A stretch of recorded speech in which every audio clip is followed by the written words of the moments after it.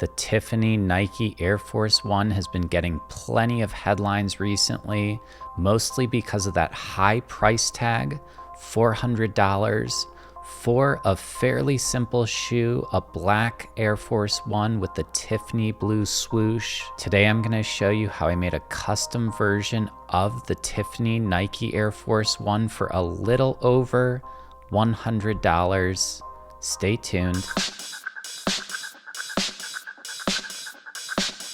Brad Hall here, and I'm really excited to show you my custom Tiffany Nike Air Force 1 a little bit later.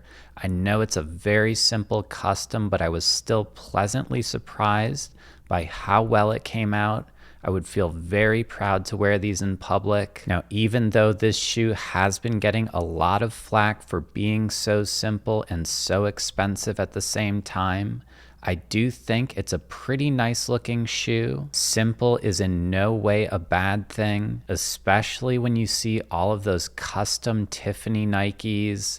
That blue color is just, they use a lot of it on those customs. So I think simple was a good decision, even if the materials are an upgrade over the standard Air Force 1. And they've added some nice smaller details like Tiffany on the tongues. They've added some sterling silver to that heel area. From a distance, it still looks like a pretty run-of-the-mill Air Force 1. If I spent $400 on this shoe, I would expect at least $250 cash in the box with the shoe. But like I said, it is a pretty nice looking shoe, and if you're after that look, all you really need is a black Air Force 1. Then you also need some Tiffany blue paint, which I'll link in the description. It's not a very challenging custom. You do the swooshes, and then for extra credit, if you really wanna be detail oriented, you can add in those details. Now, I added those details to my custom,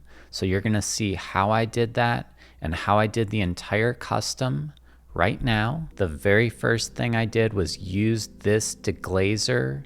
It's just gonna prepare the surface to take that paint so that paint really sticks on. I used just a paper towel, and I did get a little bit sloppy with it, but you're not really gonna see those streaks from a distance. The paint I'm using is called Gift Box Blue. I didn't bother taping anything off. I just went straight to it. I was trusting the steadiness of my hand. I made sure not to have too much coffee before doing this. I didn't want to be jittery. I put on multiple coats, so it's not about going heavy ever. I think I ended up doing 2.5 kind of layers. That third go around was just filling in any spots that looked a little bit light to me. While that was drying, I went ahead and I got that Tiffany on the tongue. I used a cream color paint that I just had on hand already. I kind of just dove into this. I knew that if I messed it up, most likely my pants would cover up the tongue, so